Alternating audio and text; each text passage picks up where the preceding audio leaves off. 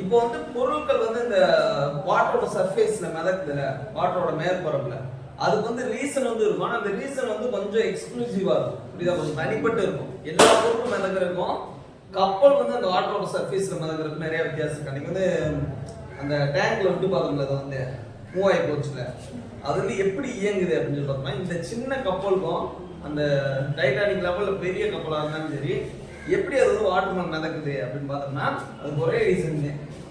ஒரே விஷயத்தை நம்ம நல்லா வச்சோம், அடர்த்தி அப்படிங்கிறது, டென்சிட்டி அப்படிங்கிறது. சாலிட் ஒரு matter, countable noun, uncountable noun கேள்விப்பட்டிருக்கியா? நவுன்லயும் ஒரு எண்ணக்கூடிய ஒரு நவுனு, ஒரு பெயர் சொல்லுதானே நவுன் இஸ் நேமிங் வேர்டுன்னு சொல்லுவாங்க. அதுல வந்து எண்ணக்கூடியது வந்து கவுண்டபிள், எண்ணக்கூடியது. எண்ண முடியாதது அன்கவுண்டபிள். புரியுதா? இப்ப ஒரு சேர் இருக்குன்னா, எவ்வளவு சேர் இருக்குன்னா அதை எண்ணி சொல்லிக்கோங்க, இது கவுண்டபிள். அன்கவுண்டபிள்னா ஒரு சீனி, மண் இதெல்லாம் வந்து எண்ண முடியாதுல்ல, அன்கவுண்டபிள். அந்த மாதிரி வச்சுக்கணும். மச்சு, மெனிங்கிற வார்த்தையை அதுக்கு யூஸ் பண்ணணும். இப்ப இந்த எண்ணக்கூடிய ஒரு பொருள், தொட்டு உணரக்கூடிய அந்த மாதிரி ஈஸியா கவுண்ட் பண்ணக்கூடிய இந்த இதெல்லாம் பார்த்தோம்னா ஒரு ஃபார்முலா வந்து யூஸ் பண்ணணும். புரியுதா? ஸ்பெசிஃபிக்கா டென்சிட்டி, எண்ணக்கூடியது, அந்த கவுண்டபிள் நவுன் இருக்குல்ல, அதுக்கு வந்து என்னன்னா நம்பர் பை ஏரியான்னு வச்சுக்கணும். புரியுதா? எவ்வளவு நம்பரு எவ்வளவு ஏரியா இருக்கு. இப்ப இதுக்கு வந்து எக்ஸாம்பிள் சொல்லணும்னா, ஒரு முடி இருக்குன்னு வச்சுக்கோங்க, ஒரு 20 முடி இருக்கு. எவ்வளவு ஏரியானா 1 சென்டிமீட்டர் ஏரியா. இன்னொரு இடத்துல பார்த்தோம்னா 30 முடி இருக்கு. எவ்வளவு சேர்ந்தா அதே 1 சென்டிமீட்டர். இதுல எது ரொம்ப டென்சிட்டியா இருக்கு? இதானே. ஏன்னா ஏரியா கம்மியா இருக்கு, நம்பர் அதிகமா இருக்கு. இது வந்து எண்ணக்கூடிய ஒரு இதுக்கு வச்சுக்கோங்க. வாட்டரோட டென்சிட்டி எண்ண முடியாது, அதுக்கு எப்படி வைக்கிறீங்கன்னா டென்சிட்டி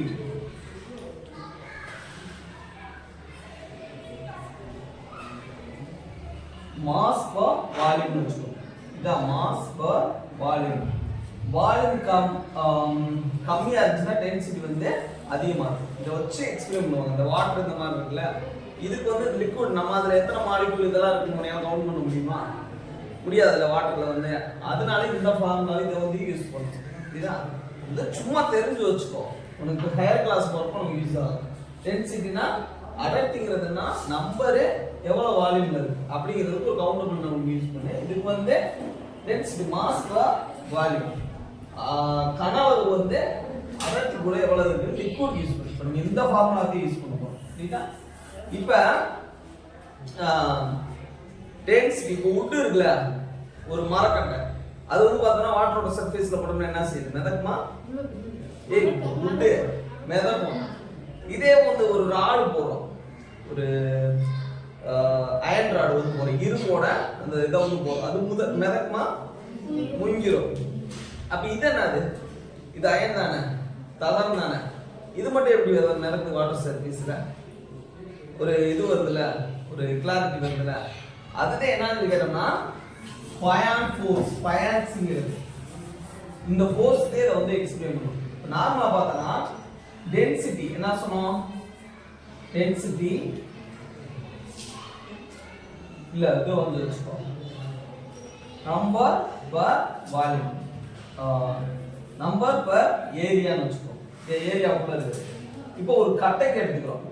கட்டைக்கு பார்த்தோம்னா 2 டென்சிட்டி கம்மி பண்றோம். கட்டைக்கு பார்க்குறப்ப நம்பர் ஆஃப் ஆட்டம்னு வச்சுக்குவோம். அது வந்து ஏரியா, எவ்வளவு ஏரியா கூட இருக்கு இப்படி வச்சுக்கிறீங்க. இல்ல இந்த ரெண்டோட டென்சிட்டியை கம்பேர் பண்றோம். வாட்டரோட டென்சிட்டி நம்ம பொருளோட டென்சிட்டி, ஏதாவது ஒரு பொருள் ஆப்ஜெக்ட், இந்த ஆப்ஜெக்டோட டென்சிட்டி. இப்ப டென்சிட்டி கம்மியா இருக்கும். டென்சிட்டி கம்மியா இருந்துச்சுன்னா ஒரு பொருள் வந்து மிதக்கும். இதே ரீசன், ஒரு பொருள் ஏன் மிதக்குது? ஒரு பொருள் மேல, வாட்டர் மேல டென்சிட்டி கம்மியா இருக்கும். கம்மியா இருந்துச்சுன்னா பொருள் வந்து மிதக்கும்.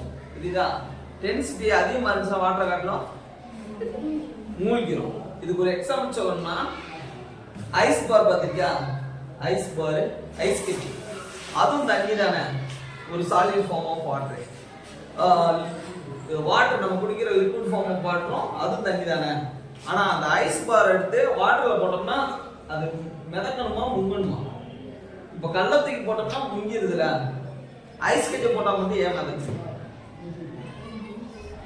டென்சிட்டி கம்மி, ஐஸ் பாருக்கு வந்து டென்சிட்டி கம்மி வாட்டரோட கம்பேர் பண்ணா. ஆனா ரெண்டுமே H2O ஓதே, ஆனா டென்சிட்டி கம்மியா இருக்கிறதுனால மிதக்குது. இதா இதே உங்களுக்கு ஒரு பொருள் ஏன் ஒரு வாட்டர்லயோ ஒரு லிக்விட்லயோ மிதக்குதுன்னா டென்சிட்டி கம்மியா இருந்தா மிதக்கும். புரியுதா? இதே இது வந்து இந்த இது பொறுக்காக. புரியுதா? இந்த பயான்ஸ் ஃபோர்ஸ்ங்கிறது என்னன்னு கேட்டீங்கன்னா, ஒரு பொருள் ஒரு ஜார் இருக்குன்னு வச்சுக்கோ, ஜார் இருக்கு,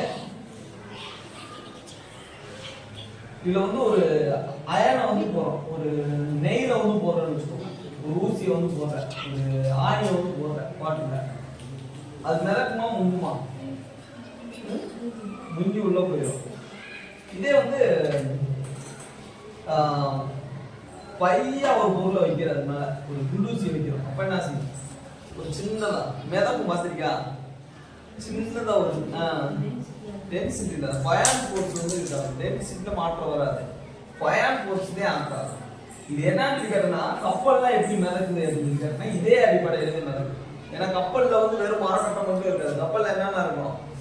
மரக்கட்டம் வச்சிருந்தா உப்புக்கு இதா ஒண்ணும் இல்லாம போயிடும். ஆனா அதுல நிறைய இரும்புதே வச்சிருப்பாங்க, இரும்புக்கு வெயிட்லாம் எக்கச்சக்கமா இருக்கும், என்ஜினோட வெயிட்டே பயங்கரமா இருக்கும். அப்ப அது வந்து வாட்டர் உள்ள என்ன செய்யும்? இங்க இருக்குல்ல, அதை முங்க விடாம அந்த பயான் ஃபோர்ஸ் தான் ஹெல்ப் பண்ணும். அந்த ஃபோர்ஸ் என்னன்னு கேட்டீங்கன்னா, இப்போ ஒரு பொருளை எடுத்துக்கிறேன், ஒரு பொருள் வந்து வாட்டர்ல நடுவுல முங்கி இருக்கு, முங்கி இருக்கப்ப நடுவுல இருக்கு, எல்லா சைடு ஏரியா எல்லாம் கம்மியா கரெக்டா இருக்கா? இங்க இருந்து செயல்படுற அந்த ஃபோர்ஸ் அமுக்குதுல, அந்த ஃபோர்ஸும் மேல செயல்படுற ஃபோர்ஸ் இங்கிட்டு எல்லா இடத்துலயும் ஃபோர்ஸ் ஈக்குவலா இருக்கு. இது அதெல்லாம் முங்கி. இதே வந்து வாட்டரோட சர்ஃபேஸ்ல அந்த பொருள் இருக்கு, இங்க இருக்கு அந்த பொருள், புரியுதா? பொருள் வந்து அங்க இருக்கு. இப்ப இந்த சைடு இருந்து ஆக்ட் ஆகிற அந்த ஃபோர்ஸ் வந்து ஈக்குவல், இந்த சைடு இந்த ஆக்ட் ஆகிற ஃபோர்ஸ் வந்து ஈக்குவலா இருக்கும். கீழ இருந்து ஆக்ட் ஆகுறது ஒரு இதா இருக்கு, ஆனா மேல இருந்து ஏதாவது ஆப்போசிட் ஃபோர்ஸ் இருக்காது இல்ல இல்ல. இந்த ஃபோர்ஸ் பயான் ஃபோர்ஸ். எந்த ஒரு பொருளை போட்டாலும் கீழே விழுகுதா? ஏன் கீழே விழுகுது? கிராவிடேஷன் ஃபோர்ஸ், புவியீர்ப்பு விசை. இந்த புவியீர்ப்பு விசை வந்து கீழே நோக்கி செயல்படும், எந்த ஒரு பொருளுக்கும் கீழே நோக்கி செயல்படும். பயான் ஃபோர்ஸ் வந்து மேல நோக்கி செயல்படும், மேல நோக்கி ஆக்ட் ஆகும். இந்த கீழே நோக்கி செயல்படுற இந்த கிராவிடேஷன் ஃபோர்ஸை காட்டிலும் எப்ப வந்து இந்த மேல நோக்கி செயல்படுற இந்த பயான் ஃபோர்ஸ் வந்து அதிகமா இருக்கும், இந்த ஃபார்ம்ல கிராவிடேஷன் ஃபோர்ஸ் கீழே நோக்கி செயல்படும் G, கிராவிடேஷன் ஃபோர்ஸ், பயான் ஃபோர்ஸ் வந்து B. இதை காட்டிலும் இது அதிகமா இருந்தா என்ன செய்யும்? பொருள் மிதக்குமா முங்குமா? புரியுதா? மிதக்கும். இதுவே கப்பல் மிதக்கிறதுக்கு காரணம். பயான் ஃபோர்ஸ் வந்து கிரேட்டா இருக்கு, கிரேட். எதை காட்டணும்? கிராவிடேஷன் ஃபோர்ஸ் காட்டணும். இது கிராவிடேஷன் ஃபோர்ஸ் காட்டணும் அதிகமா இருக்கு. இதே ஒரு பொருள் முங்குதுன்னா என்ன காரணம்? கிராவிடேஷன் ஃபோர்ஸ் வந்து எப்படி இருக்கு? கிராவிடேஷன் ஃபோர்ஸ் அதிகமா இருக்கு. எதை காட்டணும்? பயான் ஃபோர்ஸ் காட்டணும் அதிகமா இருக்கு. இது பயான் ஃபோர்ஸ் காட்டணும் அதிகமா இருக்கு. இதுவே இந்த கப்பல் மிதக்கிறதுக்கான ரீசன். இதை ஏன் கப்பல் வந்து வாட்டர் சர்ஃபேஸ்ல எப்படி மிதந்து போகுது அப்படிங்கிற ஐடியா இருக்குது. ஏன்னா எந்த ஒரு பொருளுக்கும் கிராவிடேஷன் ஃபோர்ஸுக்கு வெயிட் இருக்கும், டென்சிட்டி இருக்கும். நார்மலா ஒரு பொருள் மிதக்கிறதுக்கு டென்சிட்டி வச்சு எக்ஸ்பிளைன் பண்ணிடலாம். டென்சிட்டி கம்மியா இருந்துச்சுன்னா வாட்டரோட சர்ஃபேஸ்லயோ இல்லை அதர் லிக்விடோட சர்ஃபேஸ்ல வந்து அந்த லிக்விடோட டென்சிட்டியை பொறுத்து அது மிதக்குமா மூழ்குமான்னு சொல்லலாம். எப்போ ஒரு பொருள் வந்து மிதக்கும்? டென்சிட்டி கம்மியா இருக்குமா? டென்சிட்டி கம்மியா இருக்கணும் அந்த லிக்விட காட்டிலும், அப்பதே மிதக்கும். எப்போ ஒரு பொருள் வந்து மூழ்கும்? பொருள்